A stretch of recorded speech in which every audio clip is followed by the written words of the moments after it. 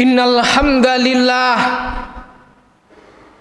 nahmaduhu wa nasta'inuhu wa nastaghfiruh wa na'udzu billahi min syururi anfusina wa min sayyiati a'malina. May yahdihillahu fala mudhillalah wa may yudlilhu fala hadiyalah. Asyhadu an la ilaha illallah wahdahu la syarikalah wa asyhadu anna Muhammadan abduhu wa rasuluh. Allahumma shalli ala Muhammad wa ali Muhammad. Amma ba'du fa ya ayyuhal hadhirun ittaqullaha mastata'tum wasma'u wa'ati'u la'allakum turhamun. Kama qala Allah ta'ala ya ayyuhan nasu ittaqu rabbakumul ladzi khalaqakum min nafsin wahidah wa khalaqa minha zawjaha wa bassa minhuma rijalan katsiran wa nisaa. Wattaqullaha alladzi tasaaluna bihi wal arham innallaha kana 'alaikum raqiba. Wa kama bayyana Rasulullah sallallahu alaihi wasallam ittaqillaha haitsu ma kunta fa'adbi'is sayyi'atal hasanata tamhuha wa khaliqin nasa bi khuluqin hasanin. Al hadis au kama qala. Segenap kaum muslimin, ayolah kita bertakwa kepada Allah Subhanahu wa taala. Ayo kita jalani hidup yang sejenak di kehidupan dunia ini dengan penuh kehati-hatian. Jangan sampai kita jadikan hidup ini sebagai permainan ataupun sendah gurau. Sebab sesuatu yang dilakukan oleh umat manusia, entah baik ataupun buruknya, ada catatannya nanti di hadapan Allah Subhanahu wa taala, dan Allah Maha tahu akan keberadaan itu semua.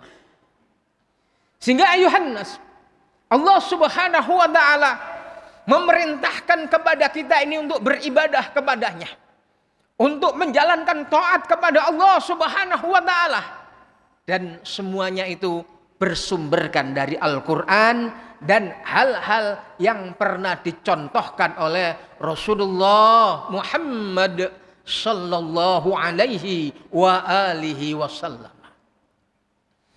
Ayuhan nas, ada satu kisah yang mencerminkan bagaimana seorang muslim itu tawakufnya, berhentinya dengan Al-Quran, kalamullah, dan tidak memperturutkan hawa nafsunya. Dulu Rasulullah sallallahu alaihi wasallam memimpin pasukan perang. Sehingga sebagai satu kebiasaan, Rasulullah itu membawa salah seorang dari istrinya setelah diundi. Muncullah undian Aisyah. Dialah yang akhirnya menemani Rasulullah sallallahu alaihi wasallam. Ayuhan nas, karena kebanyakan pada waktu itu wanita-wanita memiliki badan yang kecil, sehingga tatkala mereka ataupun wanita ini dimasukkan ke dalam tandu, untuk ukuran 4 orang yang memikul dari tandu tersebut tidak ada bedanya. Keberadaan di tandu itu ada manusianya, wanita, ataukah tidak, enteng begitu. Sehingga pada suatu malam Aisyah pada waktu itu keluar tanpa meminta izin dari orang yang menanduhnya. Sehingga pada waktu itu juga ketika Rasulullah sudah merasa cukup istirahat di tempat tersebut, memerintahkan agar semua pasukan bergerak menuju ke Madinah karena peperangan sudah usai. Aisyah tertinggal. Sehingga keberadaannya dia ini ada di kegelapan malam. Sampai kemudian akhirnya ada salah seorang, yang mana keberadaan seseorang ini adalah dari sahabat Rasulullah sallallahu alaihi wasallam yang bernama Safwan bin Mu'attal. Dia ini termasuk pasukannya Rasulullah yang ditugaskan bagian yang paling belakang. Melihat di kegelapan malam ada wanita, ada orang kok berpakaian hitam, terus kemudian ini tidak sebiasanya apa ini laki-laki, tapi ini didekati wanita, sampai kemudian dia kenal bahwasanya dia ini adalah Aisyah, istri Rasulullah sallallahu alaihi wa alihi wasallam. Akhirnya di bawah dinaikkan ke dalam ontahnya dan kemudian ditonton sampai di Madinah. Sampai kemudian akhirnya pada waktu itu loh celakalah orang-orang yang celaka. Karena pada waktu itu mereka menfitnah kepada Aisyah dengan Safwan bin Mu'attal ini dengan satu tuduhan yang tidak baik. Oh, Aisyah kan masih muda, belum memiliki anak. Safwan bin Mu'attal dia ini kan masih muda juga, ganteng lagi. Apa yang dia lakukan? Dua sejoli yang ada di tengah-tengah padang pasir, gelap, dingin, sudah barang tentu ini dan seterusnya. Mulutnya orang-orang yang tidak terjaga akhirnya menfitnah dengan sesuatu yang mereka tidak tahu. Subhanallah, na'udzubillah min syarri dzalik. Ayuhan nas, bahkan orang-orang yang dirinya ini tidak dijaga oleh Allah Subhanahu wa taala, sampai kemudian mereka ini melakukan penfitnahan sedemikian rupa. Salah satu di antaranya itu yang bernama Mistah. Disitulah kemudian Mistah diceritakan di dalam kitab Sahih Bukhari. Dia ini orang yang tidak berada. Keberadaan dirinya ini miskin. Dan keperluan apa yang menjadi kebutuhan sehari-harinya dicukupi oleh Abu Bakar As-Siddiq. Dan kemudian rumahnya pun juga rumahnya Abu Bakar As-Siddiq. Dicukupi kebutuhan setiap harinya. Karena Abu Bakar As-Siddiq itu dikenal sebagai orang yang loman. Sebagai orang yang dermawan. Disitulah kemudian akhirnya Abu Bakar tahu bahwasanya dia juga terlibat di dalam pemfitnahannya. Perfitnahan kepada putrinya Aisyah radhiyallahu anha. Sampai ayat berkenaan dengan masalah bersihnya Aisyah. Maka kemudian akhirnya Abu Bakar ini bersumpah kepada Allah Subhanahu wa taala yang diabadikan di dalam surat An-Nur ayat yang ke-22. A'udzubillahi minasyaitonir rajim. Wala ya'dali ulil fadli minkum was-sa'ati ayyu'tu ulil qurba wal masakin wal muhajirin fi sabilillah wal ya'fu wal yasfahu ala tuhibbuna an yaghfirallahu lakum wallahu ghafurur rahim. Aisyah pada waktu itu bersih. Dalam artian bersih itu tidak sebagaimana yang dituduhkan. Dia tidak melakukan zina, apalagi itu dengan sahabatnya Rasulullah sallallahu alaihi wasallam. Ayat turun berkenaan dengan masalah itu yang di dalam Al-Qur'an ataupun di dalam hadis dinamakan dengan hadisul ifki, berita bohong yang disiar-siarkan oleh orang-orang munafik agar keberadaan gaduh di Madinah pada waktu itu. Ayuhan nas, tatkala keberadaan Abu Bakar mengetahui bahwasanya putrinya ini bersih, maka terus kemudian dia mengatakan, demi Allah, orang-orang yang menfitnah kepada putri saya, padahal dia setiap harinya mendapatkan makanan dari kami, mendapatkan uang dari kami, pakaiannya pun juga dari kami, bahkan juga rumah yang dia tempati itu adalah rumah kami. Mulai hari ini sudah saya stop semuanya karena dia ini menfitnah kepada putriku yang juga istri Rasulullah sallallahu alaihi wasallam. Ayuhan nas, kalau toh memang kita ini berkata secara emosional lumrah, wajar seorang ayah membela putrinya, seorang kepala rumah tangga membela dari orang-orang yang menjadi tanggung jawabnya, lumrah. Tapi ayat itu tadi mengingatkan kepada Abu Bakar As-Siddiq secara khusus dan juga kepada umat manusia pada umumnya. Sehingga Rasulullah pada waktu itu datang kepada Abu Bakar As-Siddiq sambil dirinya itu mengatakan, wahai Abu Bakar, sesungguhnya Allah Subhanahu wa taala telah menegur kamu, bahwasanya Allah telah menurunkan ayat yang berbunyi wala ya'dali ulil fadli minkum wasya'ati dan seterusnya itu tadi. Bahwasanya kamu itu disuruh memilih oleh Allah Subhanahu wa taala. Kau lebih cenderung kepada hawa nafsumu, kamu lebih cenderung kepada kemarahanmu, kamu cenderung kepada kemurkaanmu, ataukah kamu menginginkan ampunan Allah? Ayuhan nas, Abu Bakar ini Masya Allah orang yang benar-benar merindukan akhirat, benar-benar Allah dan Rasulnya yang diutamakan. Sehingga sontak dia ini mengatakan, wahai Rasulullah, aku memilih ampunan Allah Subhanahu wa taala daripada aku memperturutkan hawa nafsuku. Sebagaimana bentuk daripada tobatku kepada Allah Subhanahu wa taala, aku datang ke pasar Ukaz. Aku beli beberapa orang budak, terus kemudian setelah aku bayar semuanya, aku merdekakan sebagai kafaroh sumpahku. Sehingga akhirnya dia bersumpah lagi, demi Allah, orang-orang yang tadi saya sumpah-sumpahi tidak akan aku beri makan, tidak akan aku beri pakaian, bahkan rumahnya aku cabut, mulai sekarang juga akan aku beri makan lagi, akan aku beri pakaian lagi, akan aku beri duit lagi, bahkan rumahku silakan ditempati. Masya Allah, cenderungnya orang mubasyar bil jannah, calon penghuni surga itu sedemikian rupa dengan adanya Al-Quran. Tidak menuruti egonya, tidak menuruti kemarahannya, tidak menuruti dari kepentingan-kepentingannya, tapi tujuannya itu adalah untuk mencari ridho Allah Subhanahu wa taala. Sehingga Yohanes kaum muslimin rahimakumullah, Al-Quran ini diturunkan oleh Allah Subhanahu wa taala supaya manusia ini menjadikannya sebagai petunjuk. Sehingga kalau orang itu berpegang teguh dengan petunjuk, dia tidak akan tersesat. Kalau saya gambarkan, bapak-bapak tidak pernah pergi ke Surabaya, misalkan orang dari luar kota, tidak ngerti soal masalah jalan yang ada di Surabaya, maka ada petunjuk-petunjuk yang keberadaan petunjuk tersebut itu ada di jalan-jalan, itu ke arah Banyu Urip, ini ke arah Pasar Turu, ini ke arah Tugu Pahlawan dan lain sebagainya. Ada petunjuk yang semacam itu. Al-Quran ini dijadikan oleh Allah Subhanahu wa taala sebagai hudal lil muttaqin, petunjuk bagi orang-orang yang bertakwa.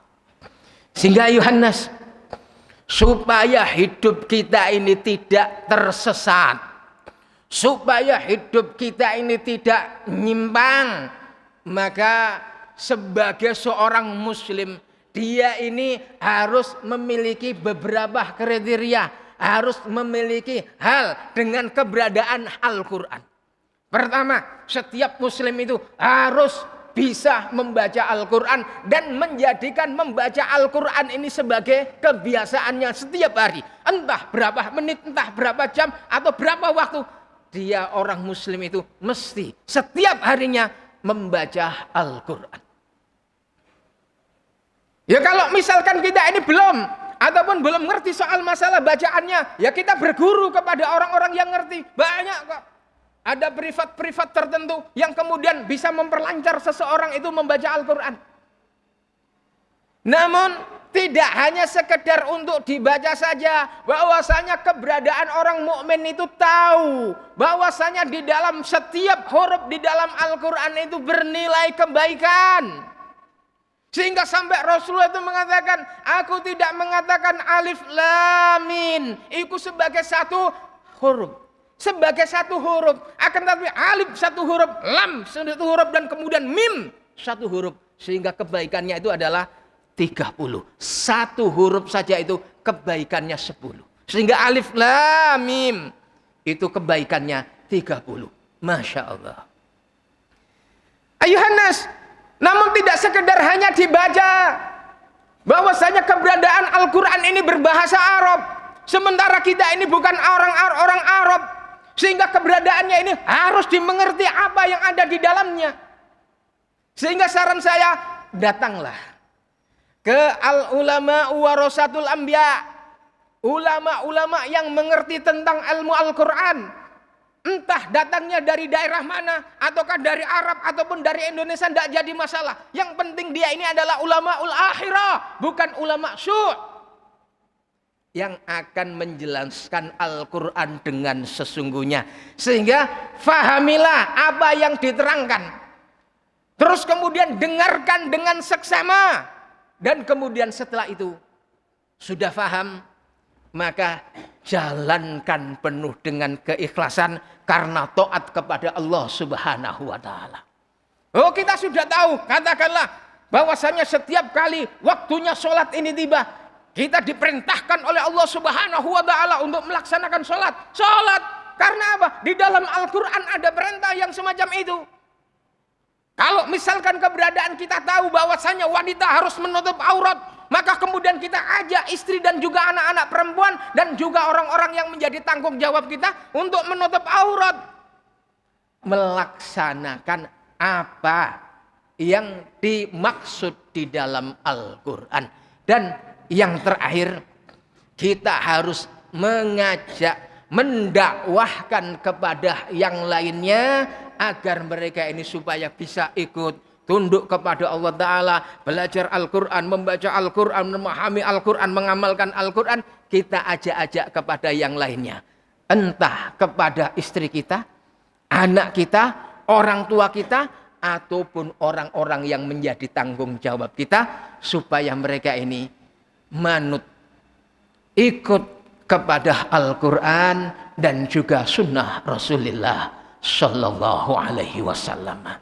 Sebab ayuhan nas, Rasulullah itu pernah bersabda, khairukum man ta'allamal Qur'ana wa 'allama. Sebaik-baik kalian itu adalah orang yang mau belajar Al-Quran dan yang mau mengajarkannya. Sehingga keberadaan kita wajib untuk mengerti Al-Quran. Kita harus berusaha sedemikian rupa di dalam hidup ini untuk bisa memahami Al-Quran. Kita bisa melaksanakan Al-Quran.